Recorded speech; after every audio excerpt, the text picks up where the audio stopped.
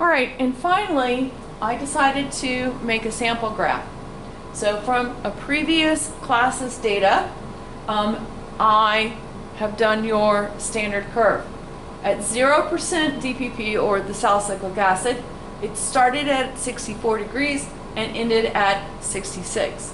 Then at 10% DPP, 90%, it was 55 where it average start and 63 or so when it average, etc. So that the dark orange line is the average points of where the mixtures or standards at 0 and 100 started to melt, and then the yellow line is where they finished.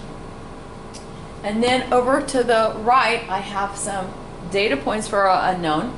It started for trial 1 at 51.2 and finished at 57.0.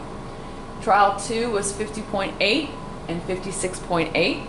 And then trial 3 was 51.5 and 57.4. Okay? When you average the start values, they're on the left in black, it's 51.2 as an average. And when you average the 3 finish or end values, it's 57.1. So now I'm going to go to my, just about my 51. So here again, I want to split the graph into as close to even marks as I can, and just above the 51 mark, and if I can do this, if I were doing it in a notebook, I would have a ruler. Okay? So I'm going to leave that mark all the way out. Then I'm going to go do the same for the 57.1.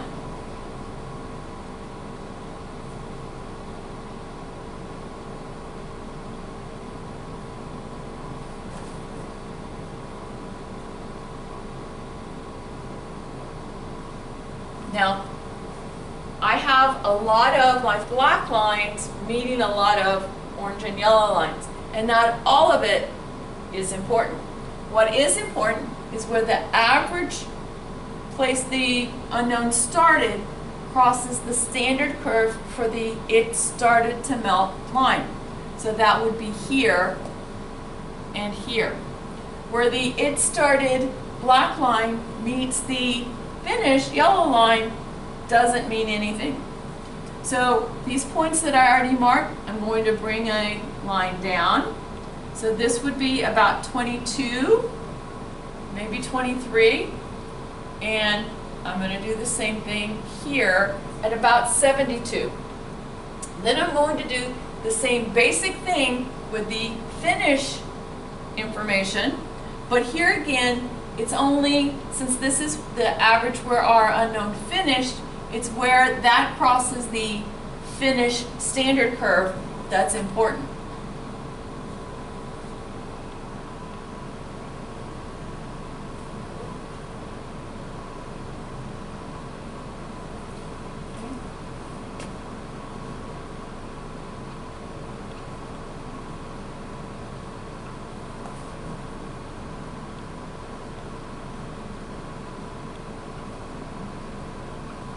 So actually we're coming up with possible 2 different amounts, 23 to 27% DPP, okay, about a quarter of it, or 64 to 72% DPP, okay? And unfortunately melting point curves just work this way because they have close to that eutectic point where the two come back together as it starts going from mostly salicylic to mostly DPP. Somewhere around that range. Okay. To be honest, as far as what you're going to report is the more narrow value. So this is only 4% difference. This is 8. So more than likely our unknown is indeed somewhere between 23 and 27%.